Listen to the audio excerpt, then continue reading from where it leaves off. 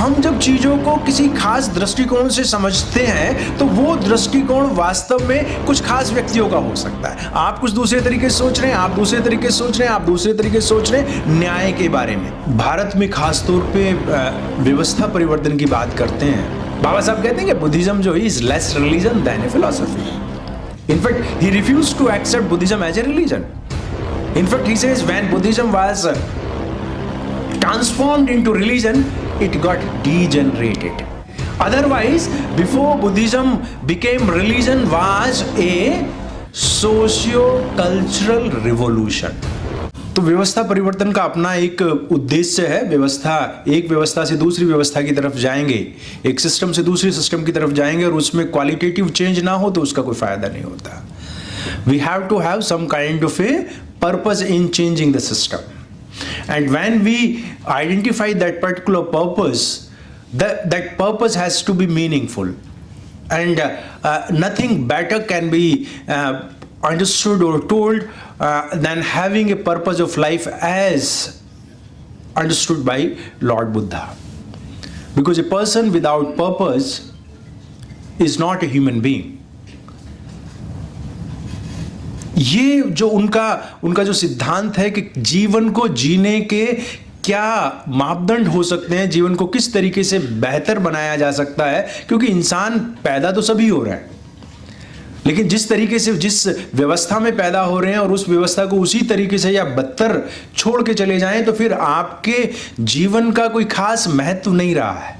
आप आए और चले गए, आपने इस जीवन को बेहतर नहीं बनाया, इस दुनिया को बेहतर नहीं बनाया। इसका मतलब यह है कि बहुत सीधे शब्दों में कहें तो लगभग जो एनिमलिस्टिक एग्जिस्टेंस है ऐसा ही रहा। आए और चले गए, कोई खास चीज छोड़ के नहीं गई, खास चीज जो है यहाँ पे बता के नहीं गई या बना के नहीं गए हैं। So when we try to understand Buddhism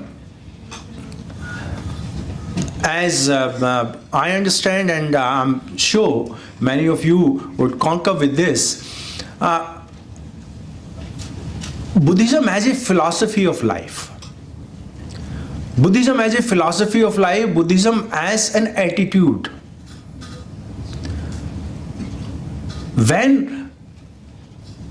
you are not guided, you are not controlled, you are not dominated, you are not sort of pushed into a corner by someone else, and that particular kind of life, that particular kind of philosophy or mindset is not confined to myself alone, that I have understood philosophy, I have understood ideology, and I am living a life which is perfectly in concurrence with Buddhist philosophy. So what Buddha is emphasizing or is different from others, right understanding, सम्यक दृष्टि या दृष्टि की जो हम बात करते हैं। सम्यक दृष्टि शुरुआत है चीजों को समझने की। हम चीजों को समझते हैं the way they are, and when we understand things the way they are, that means understanding truth as truth, understanding untruth as untruth, understanding just as just, unjust as unjust. So our understanding of things the way they are makes you different, and that is something which we call samyak drashti. That is something which Baba Sahab calls education. So जब हमें चीजों को समझने की समझ पैदा हो जाती है, और ये सिर्फ चीजों तक नहीं जाती है, ये हमारी जो व्यवस्था है, हमारा जो जीवन है, हमारी जो वस्तुएं हैं, हमारा जो पूरा का पूरा लाइफ है, उसको आप एक मापदंड में समझने का प्रयास करते हैं कि अच्छी चीज क्या है, बुरी चीज क्या है, करने योग्य क्या है, ना करने योग्य क्या है, कुशल अकुशल का जो ज्ञान है। और इसके लिए जो बात अभी हमारे जो पहले साथी बात कर रहे थे, शून्यवाद की वो बात कर रहे थे उस परिस्थिति में कि हम जब चीजों को किसी खास दृष्टिकोण से समझते हैं तो वो दृष्टिकोण वास्तव में कुछ खास व्यक्तियों का हो सकता है। आप कुछ दूसरे तरीके से सोच रहे हैं, आप दूसरे तरीके से सोच रहे हैं, आप दूसरे तरीके से सोच रहे हैं न्याय के बारे में, जाति के बारे में, धर्म के बारे में। जरूरी नहीं सबका एक जैसा दृष्टिकोण हो सकता है, लेकिन जब हम, जैसे उन्होंने मेज का उदाहरण दिया था, इसको एक स्टेप अगर हम आगे लेके चलें कि हम सबका सुंदरता का, the idea of beauty may be different. आपके लिए जो सुंदर है वो दूसरे के लिए हो सकता है असुंदर हो, या तीसरे के लिए हो सकता है वो बदसूरत हो। ये जो हमारे सुंदरता के जो पैमाने हैं, सुंदरता के जो मापदंड हैं, ये हमारे व्यक्तिगत हैं, ये हमारे लोकल हैं, रीजनल हैं, हमारे समुदाय विशेष के हैं, समूह विशेष के हैं, और ये सुंदरता से मेल नहीं खाते हैं। ये सुंदरता के विभिन्न आयाम हैं, विभिन्न रूप हैं या रिप्रेजेंटेशन है। सुंदरता कभी बदसूरत नहीं हो सकती है। सुंदरता खूबसूरत रहेगी वो जिस भी परिस्थिति में है। हमारा उस सुंदरता को समझने का नजरिया अलग हो सकता है। वो ना कलर बेस्ड हो सकती है, ना वो कास्ट बेस्ड हो सकती है, ना वो रीजन बेस्ड हो सकती है, ना वो लैंग्वेज बेस्ड हो सकती है। कोई कहे कि भाई मेरी लैंग्वेज जो है गॉड लैंग्वेज है और आपकी लैंग्वेज ये है, तो वो गलत चीज समझ रहे हैं। और यहीं से वास्तव में जो अजय जी जिस बात को कह रहे थे कि दुख का कारण यही हो रहा है, समस्या यहीं पे आ रहे हैं कि हम सिर्फ यही नहीं कह रहे कि हमारा अलग अलग है, बल्कि हम ये कह रहे हैं कि भाई हमारा बेहतर है, बल्कि बेहतर से भी अलग जाके आप कह रहे हैं कि हमारा सर्वोच्च है, हम सबसे ऊपर हैं, बाकी सब हमसे नीचे हैं। तो ये ज्ञान नहीं हो सकता है। ये ज्ञान का एक छोटा सा रूप है जो कि मैं कहूंगा विकृत ज्ञान है, डीजनरेटेड अंडरस्टैंडिंग है किसी चीज की। और बाबा साहब कहते हैं कि भाई जो ज्ञानवान व्यक्ति है वो गैंग ऑफ ठग्स भी हो सकता है। उसको सिर्फ समझ है, उसको सिर्फ जानकारी है, लेकिन वास्तविक सुंदरता नहीं है। और इसको छोटे से उदाहरण से समझ सकते हैं कि भाई अफ्रीका में अगर आप ब्लैक को अगली समझने का प्रयास करेंगे तो बहुत बड़ी गलती हो जाएगी।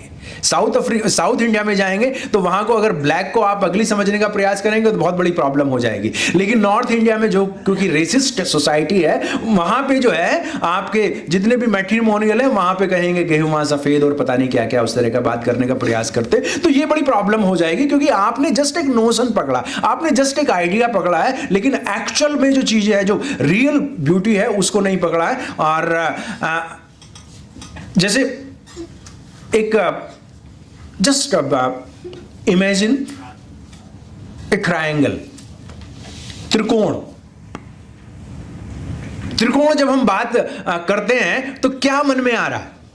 3 रेखाएं होंगी, लेकिन ये 3 रेखाएं अलग अलग कोण की हो सकती हैं। इनका जो कोण है और सारे के सारे त्रिकोण है। सो आप जो है समकोण बना रहे हैं, विषम कोण बना रहे हैं, और पता नहीं कौन कौन से कोण बना रहे हैं, लेकिन उन कोण सारे कोणों को आप एक चीज से कर सकते हैं कि the idea of triangularity, the idea of beauty. Buddha try to give us that idea of life.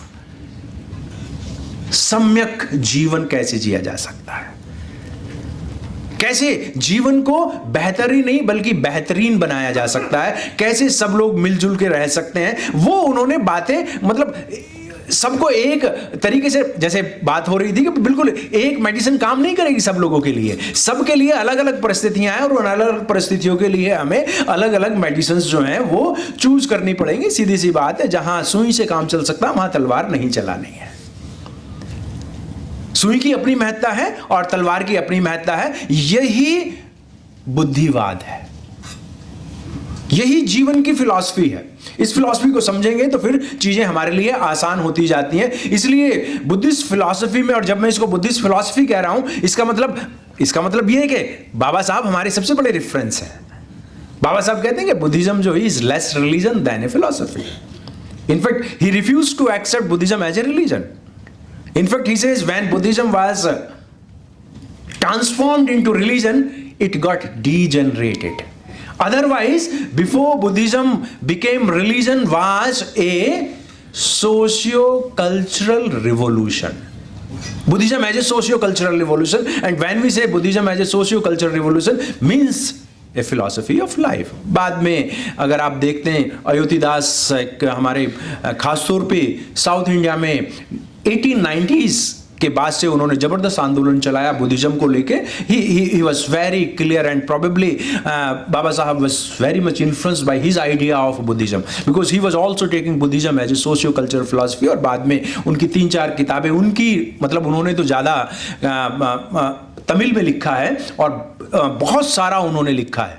सो अब उनकी किताबों का ट्रांसलेशन हो रहा है. उनकी एक मैगजीन भी थी जो चलती थी, 2000 आर्टिकल्स उन्होंने लिखे हैं और उन सारे उनका निचोड़ बुद्धिज्म एज ए फिलॉसफी के रूप में आया है. बाद में पी एन नरसू साहब भी, उन्होंने 3-4 किताबें लिखी हैं, 3 किताबें लिखी हैं, वो पूरी इसी लाइन पे है. और बाबा साहब ने इसेंस ऑफ बुद्धिज्म करके एक किताब है जो नरसू साहब की, उसको अपनी तरफ से उन्होंने उसका फॉरवर्ड भी लिखा था और उस बुक को अपनी तरफ से पब्लिश भी कराया था. सो ये जो लाइन है, ये लाइन काफी स्ट्रांग है. लेकिन बुद्धिज्म को जब हम सिर्फ धर्म के रूप में देखने का प्रयास करते हैं या एक ऑर्गेनाइज रिलीजन के रूप में देखने का प्रयास करते हैं, तो उसका जो एसेंस है वो कहीं ना कहीं डाइल्यूट होता है, कहीं ना कहीं प्रॉब्लम आती है. और हमें लगता है कि बुद्धिज्म जो है ये एक साल्वेशन का माध्यम हो सकता है, ये एक हमारी मुक्ति का माध्यम हो सकता है, या हमने अपने जीवन को धार्मिक बना लिया, काफी काम हो गया या काम खत्म हो गया. वो इस तरह की चीजें शायद नहीं है. तो हम जब सम्यक दृष्टि के द्वारा चीजों को समझ लेते हैं, चीजों को जान लेते हैं, चीजों को अच्छे तरीके से जान लेते हैं, तो फिर हम तैयार हो जाते हैं, फिर हमारी शिक्षा पूरी होती है, जिसको दीक्षांत समारोह हम कहते हैं. दीक्षा, यूनिवर्सिटीज में दीक्षांत समारोह होते हैं. वो क्यों होते हैं? क्योंकि हमारी शिक्षा पूरी हो जा रही है. बुद्धिज्म में भी कई बार आप दीक्षा कहते हैं, वो दिक्की से ही आया है, दृष्टि से ही आया है, वो वहीं से चीजें निकल के आ रही हैं कि भाई आपका अब ज्ञान पूरा हो गया है, अब आपको उस ज्ञान के अनुसार अपने जीवन को जीना है. ज्ञान को जीवन को ज्ञान के हिसाब से जीना है. That means things you have understood needs to be implemented.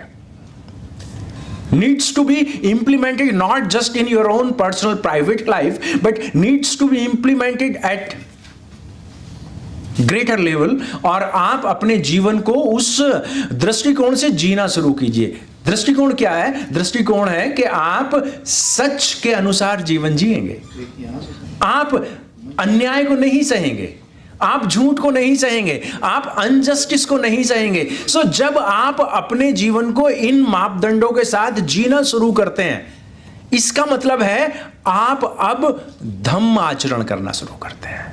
आपका धम्म आचरण ही ये है कि आपने अपने आप को उन सम्यक विचारों, सम्यक ज्ञान के साथ अपने उन जीवन के सिद्धांतों को जीना शुरू कर दिया. तब आपका जीवन सम्यक जीवन बनता है. लेकिन ये बात यहीं पे खत्म होती नहीं है. ये खत्म इसलिए नहीं होती ये बात कि भाई मैं अपना जीवन सुरक्षित कर लूं, मैं अपना जीवन सम्यक कर लूं और जिंदगी के मजे लूं.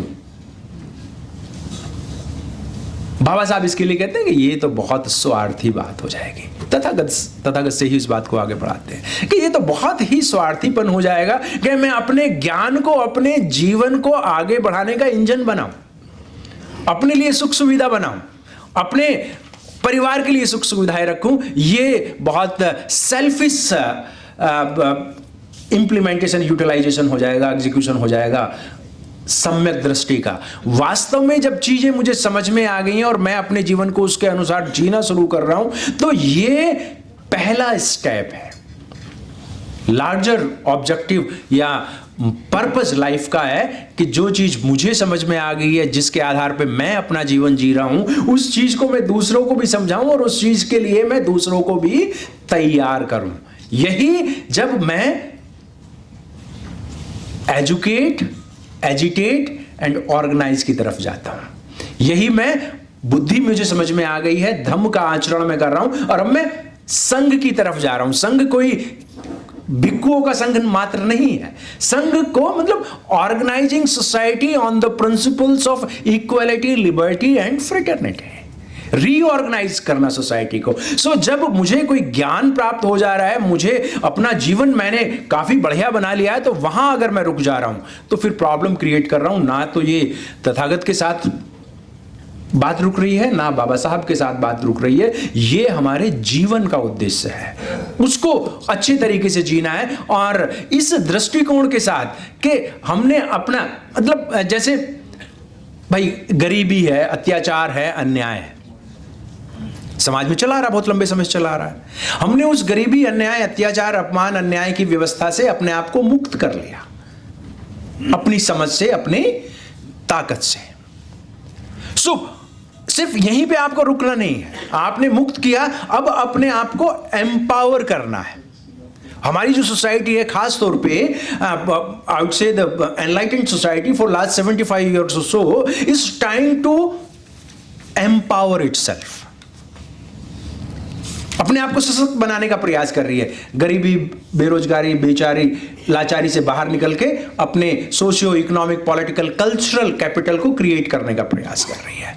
लेकिन बुद्धिज्म आपको यहां पे नहीं रोक रहा है, वो कह रहा है कि आपको एनलाइटेंड होना है, और एनलाइटेंड होने का शर्त यह है कि आपको अगर ज्ञान प्राप्त हुआ है, आपको अगर प्रकाश मिल गया है, तो इस प्रकाश को आगे तक लेके जाना है, सब तक लेके जाना है, जब तक अंतिम व्यक्ति, कम से कम भारत के संदर्भ में अगर हम बात करें, जब तक भारत का अंतिम व्यक्ति उस अंधकार की गुफा से बाहर नहीं निकल जाता है, तब तक हमारा ज्ञान सामुच्य नहीं है, तब तक हम एनलाइटेंड नहीं है। अदरवाइज तो स्वार्थी हो सकते हैं, अदरवाइज तो हमारा सारा का सारा ज्ञान जो है उसी तरीके से बुद्धि भ्रष्ट जातिवादी लोगों की तरह हो जाएगा, जो अपने ज्ञान को अपने तक सीमित रखना चाहते हैं। हम उससे एकदम अलग हैं। हम, अगर आप हमारे ऊपर गोबर भी फेंकते हैं तो फिर भी हम शिक्षा देने का प्रयास करते हैं। हमारी फिलॉसफी वो है, हमारे सारे नायक नायिकाओं की फिलॉसफी वो है। तो ये एक अलग धारा है, बुद्ध से लेके लोक अनुकंपाए, बहुजन हिताय, बहुजन सुखाय। सो इस तरीके से चीजें आगे बढ़ती हैं। इस परिप्रेक्ष्य में अगर हम क्योंकि मुझे जो काम दिया गया था वो कबीर साहब पे बात रखने के लिए दिया गया था, इस परिप्रेक्ष्य में मैं कबीर साहब का थोड़ा सा मतलब जिक्र करना चाहूंगा कि क्या, किस तरह की हमारी जो व्यवस्था परिवर्तन की लड़ाई है, उस व्यवस्था परिवर्तन में हमारे जो क्रांतिकारी हैं, हमारे जो लीडर्स हैं, उन्होंने किस तरीके से विलक्षण कार्य किया है। अगेंस्ट ऑल ऑड्स जो भी समस्याएं रही, जो भी प्रॉब्लम्स रही, उन सब प्रॉब्लम्स को झेलते हुए भी, जैसे कि हम ये देखते हैं कि भाई बहुत विकट परिस्थितियों में हम लोग यहां तक पहुंचे हैं। हमें से ज्यादातर लोग, अब कुछ सेकंड जनरेशन, थर्ड जनरेशन के भी साथी होंगे, लेकिन जो खासतौर पे फर्स्ट जनरेशन वाले लोग हैं, वो बहुत विकट परिस्थितियों में यहां तक पहुंचे हैं। तो हमारे जो पूर्वज पिछले हजारों साल से संघर्ष कर रहे थे, जो लड़ाई लड़ने का प्रयास कर रहे थे, किस तरह की परिस्थिति में, लेकिन उस तरह की परिस्थिति में भी उन्होंने आपके हाथ में, हमारे हाथ में वो बैटन थमा दिया कि हम अभी कितना खूबसूरत जीवन जी रहे हैं। तो कबीरदास साहब अगर 600-700 साल पहले अपनी बात को कहने का प्रयास कर रहे थे, और सिर्फ बात ही नहीं कह रहे थे, मतलब अभी तो इसी बात पे झगड़ा हो रहा है कि भाई कुछ लोग उनको साहब मानने के लिए तैयार नहीं है, क्योंकि साहब किसी के लिए सुरक्षित हो गया है। लोग कह रहे हैं कि भाई दास होंगे। अरे भाई दास कैसे होंगे? कबीर दास कैसे हो सकते हैं? अगर मान लिया उसी फिलॉसफी में करोगे, जो मतलब दकियानूसी फिलॉसफी है, तो उसमें भगवान तो हो सकते हैं, दास कभी नहीं हो सकते। लेकिन वो साहब हैं, हाँ, एक जीते जागते इंसान है। उस तरह की फिलॉसफी की हम लोग बात कर रहे हैं। तो कबीर जो है, उनका एक विलक्षण व्यक्तित्व है, और भारतीय बौद्धिक परंपरा में, व्हेन आई से Indian intellectual tradition, Indian intellectual tradition is nothing but India's Buddhist philosophy. क्योंकि इंटेलेक्चुअल का होने का ही मतलब यह है, जहां पे आप सही को सही कह सकते हैं, जहां पे आप सही को गलत और गलत को सही कह रहे हैं, वो इंटेलेक्चुअल नहीं हो सकता है। उसको जानकारी जरूर हो सकती है, वो किसी चीजों का जानकार हो सकता है, लेकिन धूर्तता, बाबा साहब का शब्द है ये, वो अपने ज्ञान को उस धूर्तता के लिए इस्तेमाल कर रहा है, इसलिए उसको इंटेलेक्चुअल कहना अपने आप में इंटेलेक्चुअलिज्म का अपमान होगा। जैसे कि आज बहुत सारे लोग इस बात को कह रहे हैं कि अभी एक जो दौर चल रहा है देश के अंदर, वो एंटी इंटेलेक्चुअलिज्म है।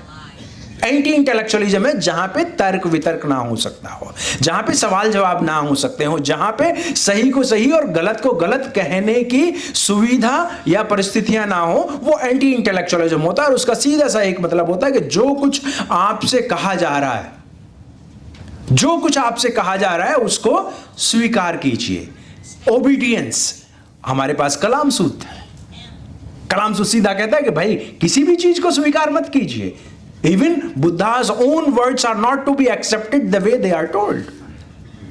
क्या करना है आपको? आपके लाइफ एक्सपीरियंस है आपका 20, 30, 40, 50 साल का आपका जीवन का एक अनुभव है, उस जीवन के अनुभव को देखिए क्या ऐसा संभव है।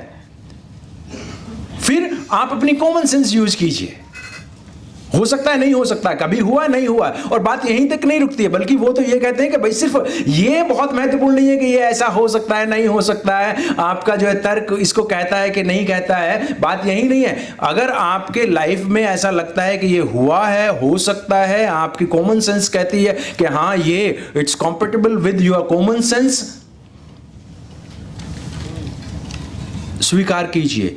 लेकिन जब तक ये मानवीय कल्याण के लिए उपयुक्त ना हो, इसको लागू नहीं कर सकते। सो ज्ञान का पहला स्टेज है सिर्फ कि हाँ भाई ये हो सकता है, लेकिन ज्ञान का जो महत्वपूर्ण स्टेज है, लोक अनुकंपाए बहुजन हिताय बहुजन सुखाय, तभी उसको स्वीकार कीजिए। अदरवाइज तो ज्ञान थोथा ज्ञान कोई मतलब नहीं रखता। बुद्धा एंड इस धम्मा में बाबा साहब भी इस बात को कह रहे हैं, और कभी तथागत और बाकी सारे लोग तो इस बात को कह ही रहे हैं कि भाई ज्ञान जो है उसको इंप्लीमेंट करना होगा। करोड़ों शब्द आप बोल लीजिए अच्छे, लेकिन उनको इंप्लीमेंट नहीं कर सकते तो उसका मतलब क्या है? वो थोथला है, उसका कोई काम है नहीं। तो ये जो परंपरा है, India's intellectual tradition is nothing but A Buddhist intellectual tradition. India's knowledge system is nothing but A Buddhist knowledge system. अभी उस परंपरा में कबीर जो है वो बहुत महत्वपूर्ण, मध्यकाल के बहुत ही महत्वपूर्ण व्यक्ति हैं। I would say social revolutionary हैं। He tries to destroy all myths. कोई ऐसी व्यवस्था जो उनका तर्कवाद है, रेशनलिज्म जिसको हम कहते हैं, revolutionary rationalism, and I would से revolutionary rationalism for radical humanism.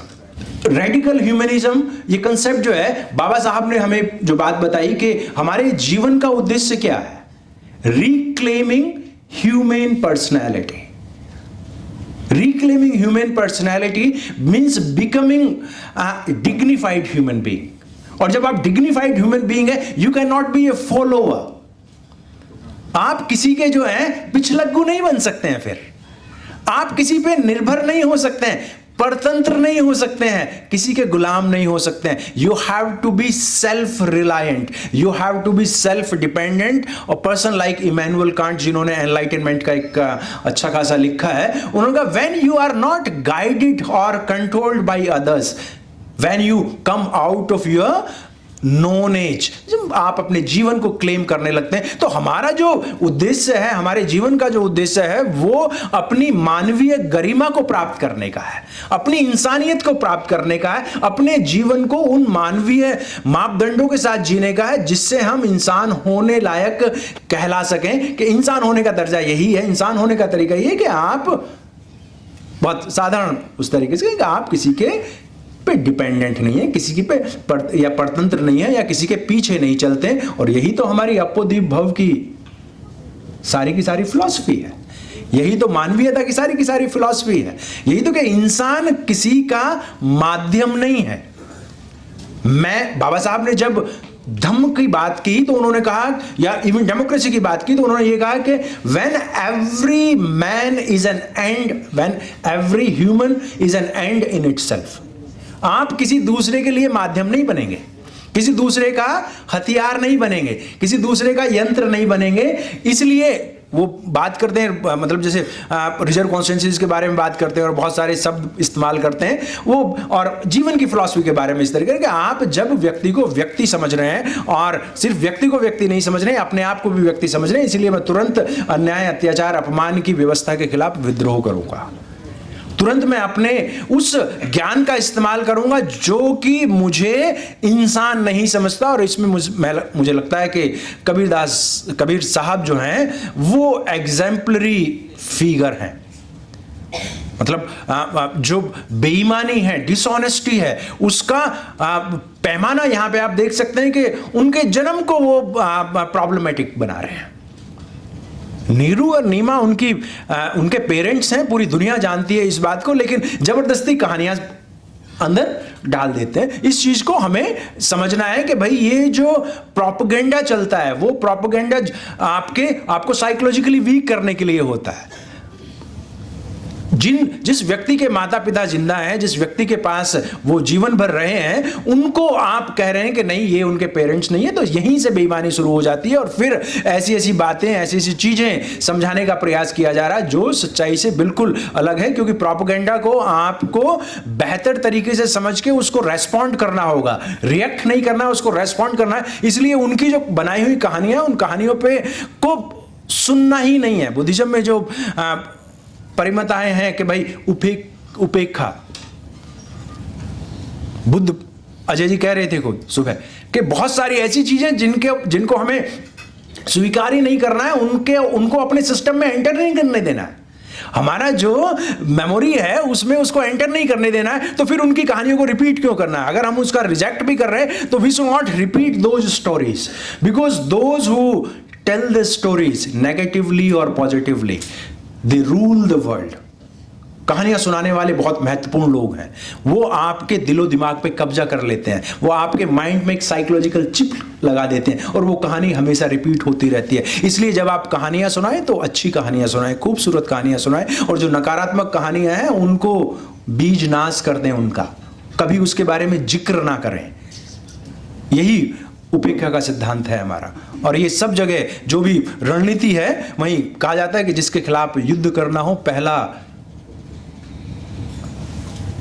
Step यही है कि कभी नाम मत लीजिए, कभी नाम मत लीजिए और फिर लड़िए। ठीक है। सो हम बात कर रहे हैं कि भारतीय बौद्धिक परंपरा की, और बौद्धिक शब्द तो वहीं से आ रहा है, भारतीय बौद्धिक परंपरा और मानवतावाद। इसमें कबीर साहब, क्योंकि वो एक सोशल रिवॉल्यूशनरी की तरह हैं, वो सामाजिक क्रांतिकारी के रूप में आगे बढ़ते हैं। वो किसी भी गलत को स्वीकार करने के लिए तैयार नहीं है। अगर किसी को सम्यक ज्ञान हो गया है, किसी की सम्यक दृष्टि हो गई है, तो फिर वो ये थोड़ी देखेगा कि ये मिस्टर ए है, मिस्टर बी है, मिस्टर सी है। जहां कहीं भी उसको पाखंड नजर आएगा, उस पाखंड का विरोध करेगा, चाहे उसका कलर नीला हो या पीला हो या हरा हो या गुलाबी हो, जैसा भी कलर हो, जो भी कलर है, उसको कलर से मतलब नहीं है, उसको सीधा। इसीलिए वो अपने समय में सभी तरह के पाखंडवाद की उनके जो दोहे हैं जो हम लोगों ने पढ़े हैं उस समय पे, वो सारे उनकी दोहे इसी बात को इंगित करते हैं कि भाई उनके लिए चाहे इस्लाम की समस्या हो या ब्राह्मणिज्म की समस्या हो, वो एक ही पल्ले में तोलते हैं। क्यों? क्योंकि यही इंसान की जो सम्यक दृष्टि है वही सबसे महत्वपूर्ण चीज हो जाती है, वही उसको इंसान बनाती है। सो किसी भी तरह का हर तरीके से वो जो उस समय का धार्मिक पाखंडवाद था, उस समय की जो कुरीतियां थी, उस समय की जो व्यवस्था में प्रॉब्लम्स थी, वो सारी का जबरदस्त तरीके से विरोध करते हैं। हम सब उन चीज़ों को जानते ही हैं, किस तरह का उन्होंने मामला वो अपनी तरफ से जो उनके दोहे कितने क्रांतिकारी हैं। और इसमें वो आम जनता को भी पकड़ते हैं, और जो हमारे तथाकथित धार्मिक ठेकेदार हैं उनको भी पकड़ते हैं, और जो राजा महाराजा या कोई भी पॉलिटिकल पावर है उसको भी इंगित करते हैं कि भाई ये चलने वाला नहीं है। इसलिए जनमानस के लेवल पे अलख जगाने का प्रयास करते हैं और सभी तरह के धार्मिक पाखंड का भी विरोध करते हैं। सबको एक सम्यक दृष्टि से देखने का प्रयास करते हैं। ये उनकी उस गहरी सोच को, उनके उस गहरे बोध को इंगित करता है, जिससे उन्हें सम्यक दृष्टि पैदा हुई है, जहां उन्होंने सम्यक संकल्प ले लिया है। सम्यक संकल्प क्या लिया है? सम्यक संकल्प यही कि ये गलत हो गया है, ये सही है, और गलत है तो गलत का विरोध भी करना है। इसलिए फिर उनको किसी से डर नहीं लगता है।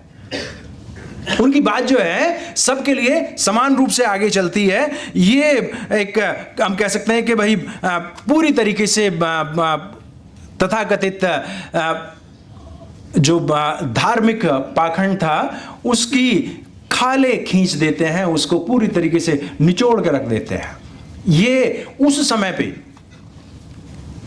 जिस समय पे राजा की आज्ञा ही कानून था, जो चाहे वो कर सकते हैं, और धार्मिक पाखंडवाद भी बहुत शिखर पे था, उस समय पे अपने इस क्रांतिकारी बोध को बनाए रखना, इस क्रांतिकारी ईमानदारी को, बौद्धिक ईमानदारी को बनाए रखना, ये विलक्षण था। शायद इतना उस समय पे किसी के पास नहीं था। इसमें जैसे एक लिंडा हेंस करके एक फिलॉसफर राइटर हुई हैं, उन्होंने कहा कि ये जो स्ट्रेंथ है, that comes from with in, from the conviction, from the courage, from the commitment you have. ये परिस्थिति जन्य नहीं है। इसको हमें समझना होगा कि वो व्यक्ति किस तरीके से किसी भी बात को बिल्कुल सहज रूप में कह दे रहे हैं, उलटबाजी हो या दूसरे तरह की चीजें हो, उसमें जबरदस्त तरीके से बात को आगे बढ़ाते हैं, और इसीलिए वो नैतिकतावाद की बढ़ाई करते हैं। ये नैतिक शब्द आप लोगों ने बहुत सुना होगा। नैतिक शब्द जो है जिसको हम मॉरलिटी बोलते हैं इंग्लिश में, कोई मॉरल है या नहीं है, किसी का मॉरल है या नहीं है। बुद्ध के साथ नैतिकता का शब्द है। बाबा साहब ने तो कहा कि धम्म कुछ भी नहीं है अगर नैतिक नहीं है। कबीर साहब के साथ भी ये शब्द है। और ये कहते किस संदर्भ में है, इसको समझे कि नैतिक है कौन। नैतिकता का मतलब क्या है यहां पे। When we say somebody is demoralized, कोई व्यक्ति हताश निराश है, डीमोरलाइज्ड है, इसका मतलब हम समझते हैं सामान्यतः, इसका मतलब हम ये समझते हैं कि कोई व्यक्ति कुछ करना चाहता था, कुछ चाहता था, वो नहीं हो पा रहा है, वो इस वजह से वो डीमोरलाइज हो गया। सपोज किसी बच्चे को एग्जाम क्लियर करना है, बहुत मेहनत की लेकिन एग्जाम क्लियर नहीं कर पाया, that child got demoralised. So demoralise किसी चीज को प्राप्त ना करने की हताशा है। When you have high moral, that means you desired something and you have achieved that objective. जब आप जिस चीज को प्राप्त करने का प्रयास कर रहे हैं, उस चीज को प्राप्त कर लें तो आपका मॉरल हाई हो जाता है, उसको मॉरल बोलते हैं। उस आपका मॉरल हाई हो जाता है, दैट मीन्स मॉरल। और ये क्योंकि मैं पॉलिटिकल साइंस का टीचर भी हूं, अरिस्टोटल, जे.एस. मिल, बाबा साहब सब इसको इसी सेंस में यूज करते हैं जिस सेंस में मैं आपको बता रहा हूं। Moral means when you are capable of achieving your targets, your aims, when you are self-sufficient, self-reliant, then only you become moral. Morality is inner strength. आपकी आंतरिक ताकत जब बढ़ जाती है, इतनी बढ़ जाती है कि जब आप अपनी इच्छाओं को, सम्यक इच्छाओं को पूरी कर सकें, तब आपका नैतिक विकास होता है। यहां पे लिंडा हेंस जो है कबीर को इस सेंस में मॉरल फिलॉसफर बता रही हैं कि भाई वो उनका अंदर का ज्ञान है, उनकी अंदर की शिक्षा है जो बुद्ध के जैसी शिक्षा है। आधुनिक समय में जो बाबा साहब जैसी शिक्षा है या मान्यवर साहब जैसी मॉरलिटी है, जो सेल्फ रिलायंट है। देखो ये जो नैतिकता का संघर्ष है, ये नैतिकता का संघर्ष हमें सेल्फ सफिशिएंट, सेल्फ रिलायंट बनाता है। जो कबीर साहब के जैसे कहते कि साधु ऐसा चाहिए जैसा सूप सुभाए, सार सार को गही रहे थोता दई उड़ाए। सो you become empowered, you become morally up. और इसमें मतलब कबीर साहब के साथ जैसे हजारी प्रसाद द्विवेदी मॉडर्न टाइम्स में वही, क्योंकि कोई उन्हें भक्ति की तरफ ले जा रहा है, कोई निर्गुण की तरफ ले जा रहा है, जो सही सिद्धांत है वो बताने का प्रयास नहीं कर रहे हैं। तो इसमें इनफैक्ट कबीर साहब ऐसे व्यक्ति हैं जिन पे दुनिया के बहुत सारे लोगों ने बहुत ज़्यादा काम किया है, लेकिन यहाँ पे मैं दो लोगों की बात करना चाहूँगा। एक तो रविंद्रनाथ ठाकुर, रविंद्रनाथ ठाकुर, उन्होंने कबीर साहब के बारे में बात की है। अभी कुछ देर पहले कबीर साहब के बारे में बात होते होते गुरु नानक साहब का हवाला दिया गया था भाई कमलजीत जी के द्वारा। वो कबीर साहब को ठाकुर बोलते हैं। हम रविंद्रनाथ ठाकुर की बात कर रहे हैं और आप में से बहुत सारे साथी जानते होंगे हरिचंद ठाकुर के बारे में, गुरुचंद ठाकुर के बारे में जानते होंगे, जो बंगाल के हमारे क्रांतिकारी हुए हैं 1830, 35, 40 के आसपास में। गुरुचंद थोड़े लेट गए, उनके बेटे। सो ये ठाकुर वाली जो परंपरा एक लंबी खासी परंपरा है, और इसमें अगर बंगाल में चले जाएंगे तो ठाकुर बुद्ध को कहते हैं। एक्चुअली ठाकुर वहां बुद्ध को कहा जाता है, उनको एक ऊंचा ओहदा देने के लिए, क्योंकि 14वीं शताब्दी तक तो सारा का सारा बंगाल, आज का बांग्लादेश 100% बुद्धिस्ट था। ये में से जो हिस्ट्री के स्टूडेंट्स हैं वो सब इस चीज को जानते समझते हैं। सो ये जो कबीर को उस तरफ ले जाने का प्रयास हुआ, वो उसी तरीके से जैसी कुछ कहानियां सुना रहे थे कि भाई ये वो उस तरीके का, लेकिन रविंद्रनाथ ठाकुर को पढ़ा जाना चाहिए। दूसरे, आधुनिक समय में धर्मवीर साहब को पढ़ा जाना चाहिए। उन्होंने भी कबीर साहब पे बहुत सारा लिखा है, अभी जो उनको सही दृष्टिकोण से बताने का प्रयास करते हैं कि चीजें किस तरह से घालमेल कर दी गई हैं। अगर इन चीजों को हम देखने लगे, इन तरह से चीजों को निकालने लगे, तो फिर समझ में आएगा कि कबीर जो है वो अपने, हम कह सकते हैं कि कोई पैरेलल नहीं है उनका, अभूतपूर्व क्रांतिकारी हैं अपने समय के। उसी तरह की जो बात बार बार हमारे सामने आ जाती है। जैसे एक विद्वान हुए हैं शार्लेट वॉडविल, इन्होंने कबीर साहब को कहा, लिंडा हेंस की तरह ही बात करते हुए, कि ये एक ऐसा व्यक्तित्व है वास्तव में, अगर कबीर साहब हमारे रेफरेंस पॉइंट बन जाएं तो इंडिया की जो मॉडर्न प्रॉब्लम्स हैं, लाइक कम्युनलिज्म,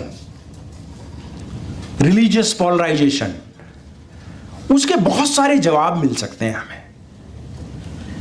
क्योंकि वो हर गलत बात का, किसी भी धर्म की गलत बात हो उसका विरोध करने की क्षमता रखते हैं। हम उस तरह की बात नहीं कह पा रहे हैं, हम उस तरह की बात नहीं आज की तारीख में उस तरीके से, उस शिद्दत के साथ कह पा रहे हैं। अगर उनके उन विचारों को आधार बना के, और हमारे सारे जो नायक नायिकाएं हैं आखिर तक आते आते सब लोग लगभग वही बात कर रहे हैं, लेकिन क्योंकि संदर्भ अलग अलग हैं, तो वो संदर्भ भले ही कोई यहां से देख रहा, कोई वहां से देख रहा, कोई वहां से देख रहा, लेकिन सुंदरता एक ही है। भारत में सामाजिक परिवर्तन होना चाहिए, भारत में व्यवस्था परिवर्तन होनी चाहिए, न्यायिक व्यवस्था आनी चाहिए, सबका वही विचार है। इसलिए कबीर साहब जो हैं वो आधुनिक रेफरेंस, मॉडर्न रेफरेंस भी हमारे बन सकते हैं, हमारे सामाजिक क्रांति के लिए, हमारे सामाजिक परिवर्तन के लिए। और देयरफॉर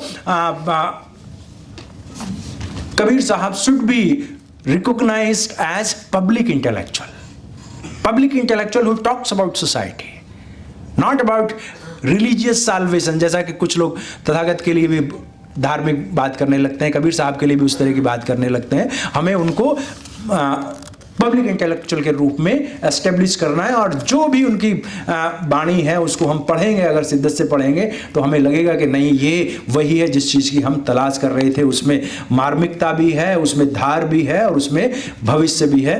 इन्हीं शब्दों के साथ अपनी बात को समाप्त करूंगा। जय भीम, नमो। अगर आपने अभी तक हमारा चैनल सब्सक्राइब नहीं किया है तो सब्सक्राइब करें, और घंटी का बटन बिल्कुल भी दबाना ना भूलें, ताकि सभी लेटेस्ट खबरें पहुंच सकें आप पे सबसे पहले।